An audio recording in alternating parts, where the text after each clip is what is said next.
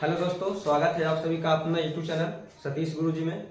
आज हम आप लोग के लिए क्लास 10 का त्रिकोणमिति चैप्टर का थ्योरी लेकर आए हैं, तो आप लास्ट तक वीडियो में बने रहें। तो चालू करते हैं। इससे पहले वाला क्लास में हम बताए थे त्रिकोणमिति क्या है, त्रिकोणमिति कितने शब्दों से मिलकर बना है, ठीक है। उसके बाद बताए थे कि कर्ण बड़ा होती है, लंब आधार आपस में कैसे परिवर्तित होती है, चेंज होती है, उसके बारे में हमसे बता दिए थे। तो उसके बाद हम बताते हैं कि देखिए त्रिभुज है, समकोण त्रिभुज।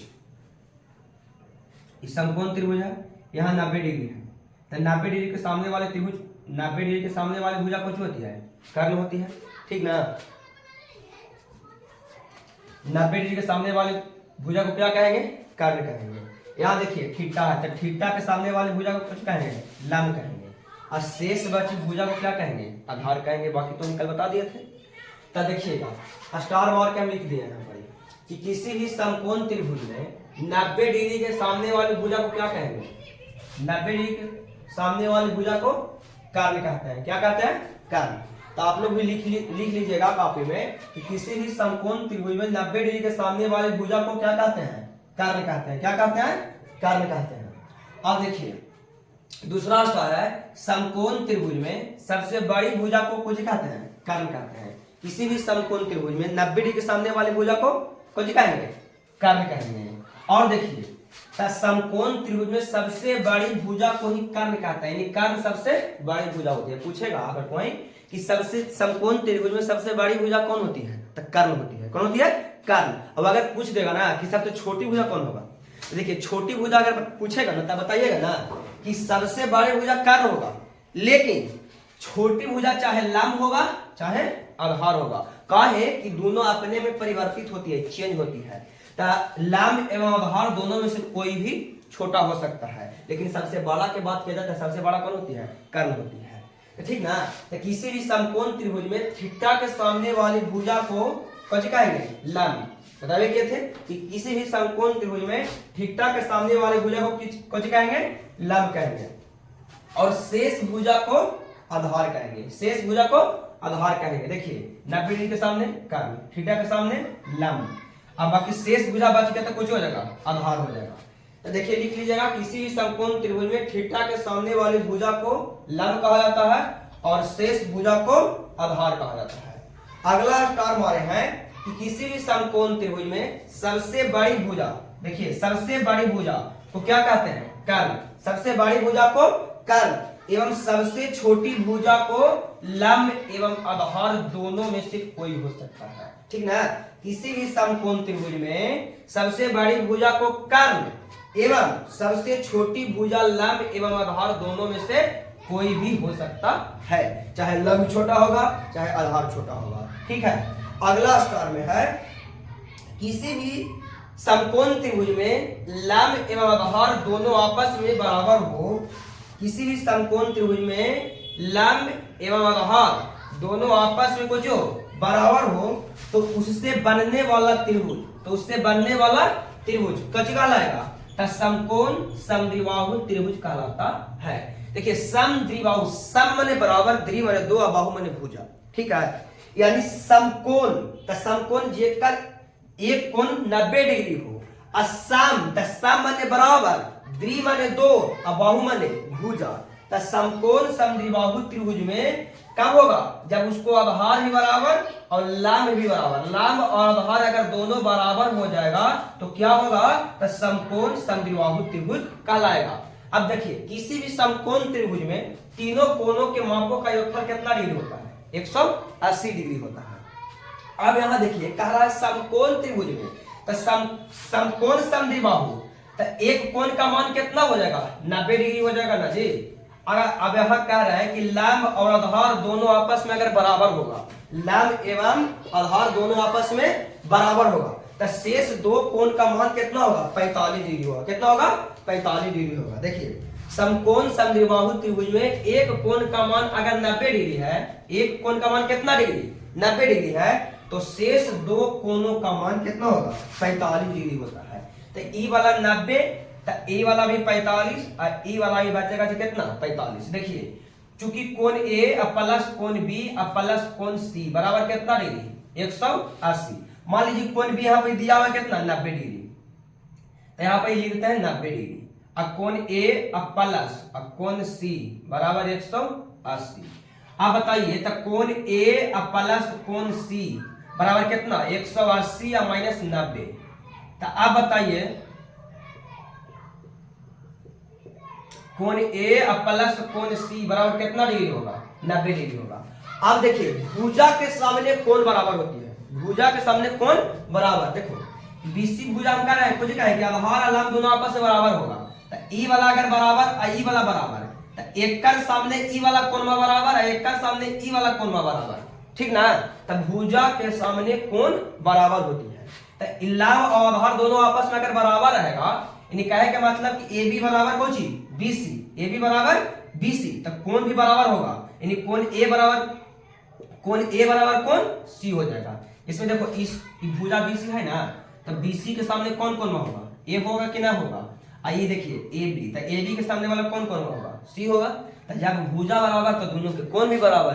तो अब बताइए तो कोण ए प्लस कोण ए लिख सकते हैं, दोनों जब बराबर है कोण ए सी बराबर है, तो हम कोण ए प्लस कोण ए लिख देंगे, बराबर कितना डिग्री लिख देंगे 90 डिग्री।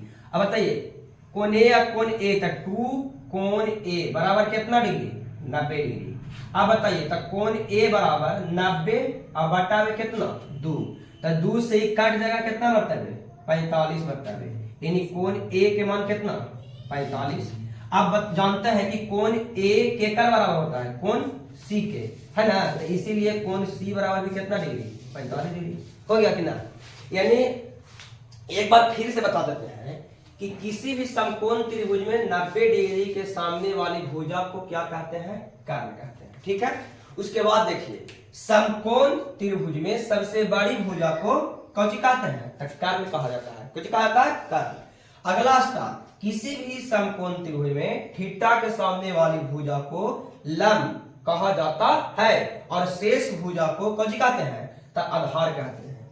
अगला स्टार देखिए किसी भी समकोण त्रिभुज में सबसे बड़ी भुजा को कर्ण एवं सबसे छोटी भुजा लंब एवं आधार दोनों में से कोई भी हो सकता है। अगला स्टार देखिए किसी भी समकोण त्रिभुज में लंब एवं आधार दोनों आपस में बराबर हो तो उससे बनने वाला त्रिभुज समकोण समद्विबाहु त्रिभुज कहलाता है। अगर लंब और आधार दोनों आपस में जब बराबर होगा तो कौन सा त्रिभुज कहलाएगा तो समकोण समद्विबाहु त्रिभुज कहलाएगा। अब देखिए कि समकोण समद्विबाहु त्रिभुज में यदि एक कोण का मान 90 डिग्री हो तो शेष दो कोण का मान कितना होगा होगा तो 45 डिग्री होगा। कितना डिग्री होगा 45 डिग्री होगा। तो चलते हैं अगला स्टेप में।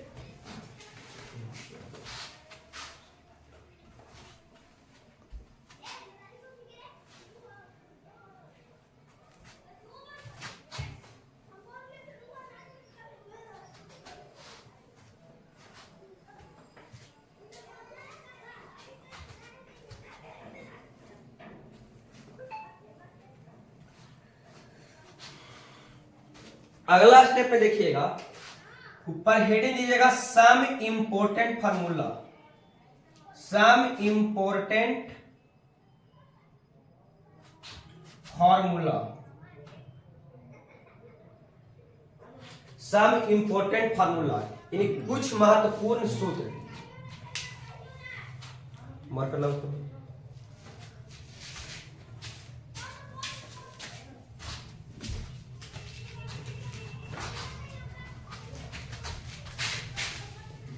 कुछ महत्वपूर्ण सूत्र।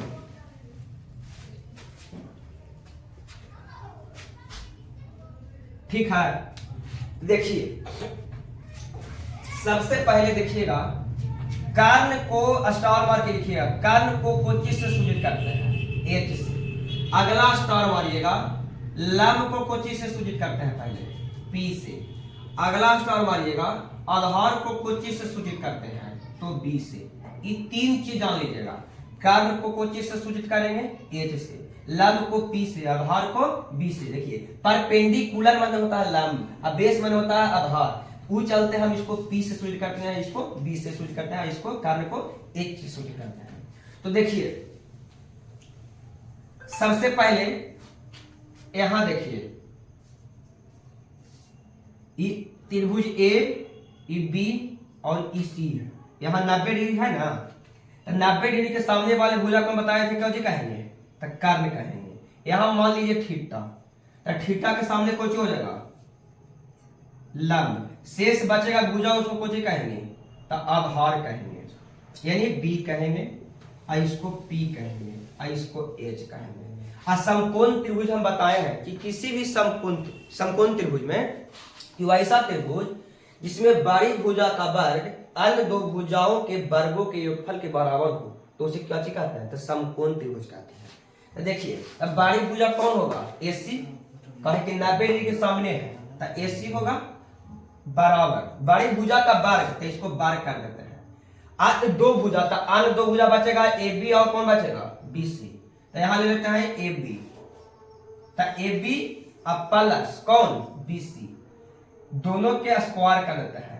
समकोण त्रिभुज की परिभाषा है कि किसी भी वैसा त्रिभुज जिसमें बड़ी भुजा का वर्ग अन्य दो भुजा के वर्गों के योगफल के बराबर हो, वर्गों के योगफल, वर्ग के दोनों के वर्ग करके जोड़ दीजिएगा, तब बड़ी भुजा के बराबर हो जाएगा। तो बताइए बड़ी भुजा को नाम को चाहिए थी, एच है, तो यहाँ देखिए एच कह सकते हैं, तो कर्ण लिखिए ना, कर्ण लिख दिए। अब यहाँ देखिए स्क्वायर है, तो इसको भी स्क्वायर लिख देते हैं। ए बी, तो ए बी को हम कुछ बोले, लंब बोलते हैं, तो यहाँ देखिए ए बी का स्क्वायर है, तो लंब के भी स्क्वायर कर देते हैं। फिर देखिए बी सी, तो बी सी के कुछ कहेंगे, आधार कहेंगे, ठीक है, आधार, तो इसको कुछ करते हैं, स्क्वायर कर देते हैं, यानी कर्ण स्क्वायर बराबर लंब स्क्वायर प्लस आधार स्क्वायर। अब देखिए जब स्क्वायर हटता है तो उस तरफ रूट में चल जाता है, तो कर्ण बराबर हो जाएगा, कर्ण बराबर अंडर रूट लंब स्क्वायर प्लस आधार स्क्वायर, आधार स्क्वायर। ये फार्मूला बन गया कि कर्ण स्क्वायर बराबर कुछ होता है, तो लंब स्क्वायर प्लस आधार स्क्वायर। अब अगर पूछेगा कर्ण बराबर, तो कर्ण बराबर लंब स्क्वायर प्लस आधार स्क्वायर। इसको हम शॉर्ट में लिख सकते हैं एच बराबर under root P square plus B square. तो पहले लिख देता है, इसको बाद में लिखेंगे, इसको घेर लीजिएगा, ठीक है, फार्मूला बन गया। अब कभी भी आपसे अगर पूछ देगा लंब और कभी भी पूछ देगा आधार, ठीक है, तो देखिए जब भी घटता है तब बड़का में से घटता है, बड़ा में से घटाइएगा। तो अगर आपको लंब पूछेगा ना, तो पहले क्या करिएगा, रूट कर दीजिए, ठीक है। अब आधार अगर पूछेगा तो इसको बराबर इसको भी रूट कर दीजिए सबसे पहले, ठीक है। अगर लंब पूछेगा तो बड़का के लिखना, तो बड़का कौन होता है, कर्ण, तो यहाँ पहले आराम से कर्ण लिख दीजिए और कर्ण के स्क्वायर कर दीजिए। अब अगर लंब पूछेगा ना, देखिए लंब बराबर अंडर रूट लिख दीजिए, कर्ण लिख दीजिए, फिर यहाँ आधार है, तो एगो पर वही वाला बात लिख देते हैं, कर्ण में कर्ण स्क्वायर, समझ गए ना, कर्ण स्क्वायर। अब यहां देखिए दोनों में सेम है, लंब बराबर अंडर रूट कर्ण स्क्वायर, आधार बराबर अंडर रूट कर्ण स्क्वायर। अगर आपसे लंब के फार्मूला पूछ देगा तो आराम से आधार को घटा दीजिए, उल्टी करना है, आधार को घटा दीजिए। लेकिन अगर आधार पूछेगा ना, तो लंब के ले जाके घटा दीजिए, लंब के होल स्क्वायर, फार्मूला बन गया। अगर कर्ण बराबर पूछेगा तो कर्ण बराबर अंडर रूट लंब स्क्वायर प्लस आधार स्क्वायर। अब यहां देखिए लंब पूछेगा ना, तो लंब बराबर रूट में पहले लिख दीजिएगा, फिर कर्ण का स्क्वायर कर दीजिएगा, फिर आधार बराबर लिखिएगा, फिर कर्ण का स्क्वायर करिएगा। फिर से समझिए, लंब बराबर अंडर रूट कर्ण स्क्वायर, आधार बराबर अंडर रूट कर्ण स्क्वायर। अगर लंब पूछेगा तो आधार को घटाइएगा, और अगर आधार पूछेगा ना तो लंब को घटा दीजिएगा, फार्मूला बन के तैयार। इन तीन फार्मूला इंपॉर्टेंट, एक वही, इसको घेर लीजिएगा।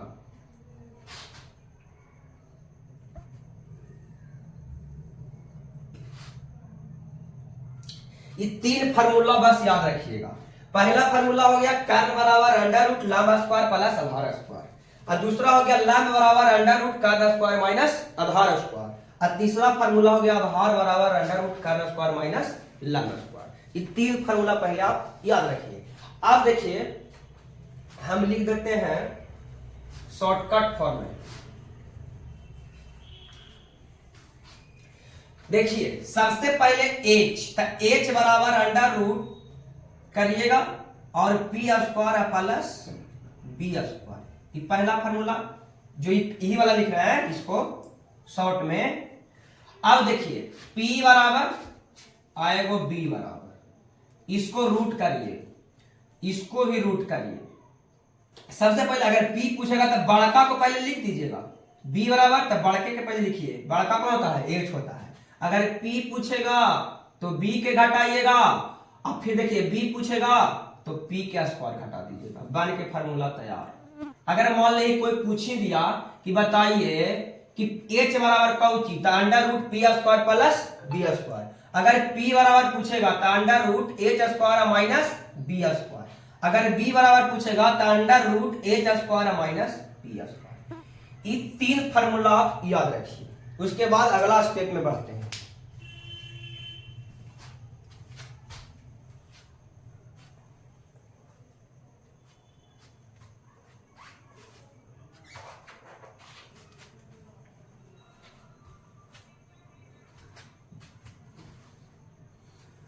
देखिए अगला स्टेप में सबसे पहले क्या करिएगा, यहां लिख दीजिए साइन थीटा, उसके बाद लिख देते हैं कॉस थीटा, उसके बाद लिख देते हैं टैन थीटा, उसके बाद कॉट थीटा, उसके बाद लिख देते हैं सेक थीटा, उसके बाद लिख देते हैं कॉसेक थीटा।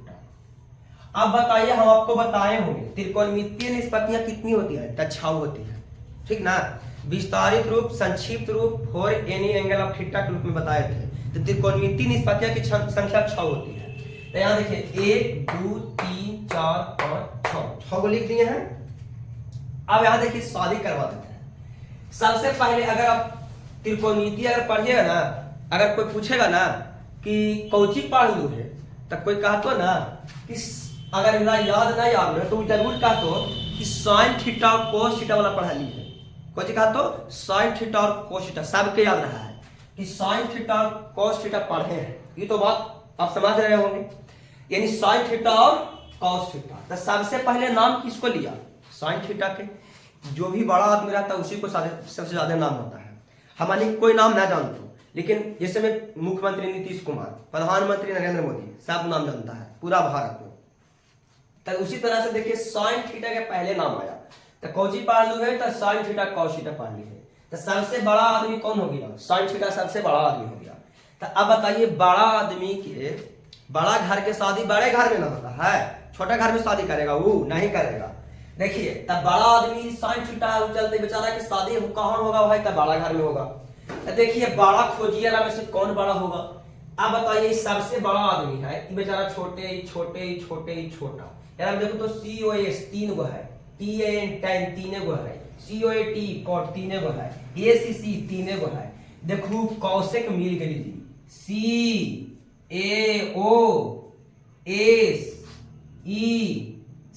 के गो है, 1 2 3 4 5 गो, बड़ा है ना ये, सबसे बड़ा है ये।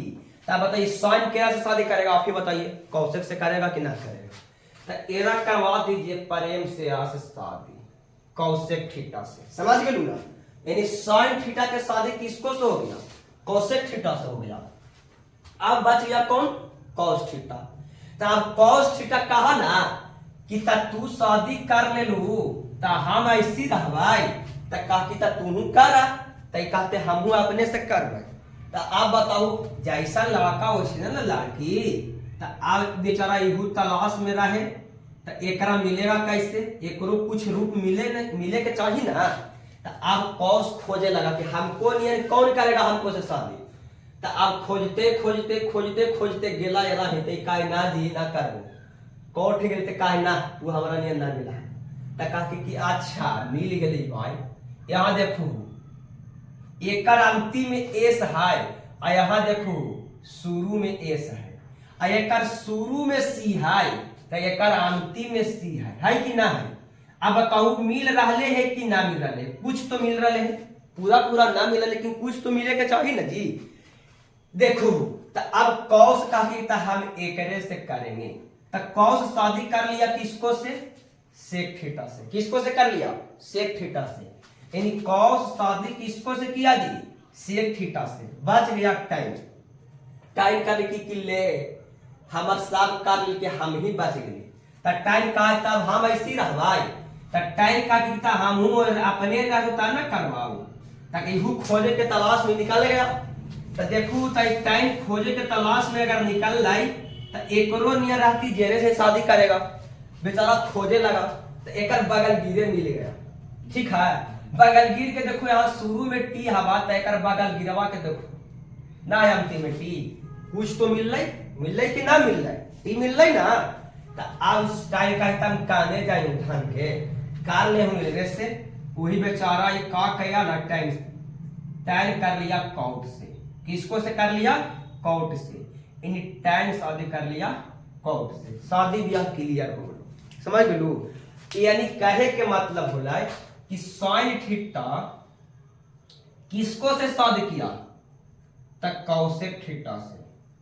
आप बताइए कि कॉस थीटा किसको से शादी किया, तक कॉस थीटा किसको से शादी किया बताइए, सेक थीटा से। किसको से किया, सेक थीटा से किया ना।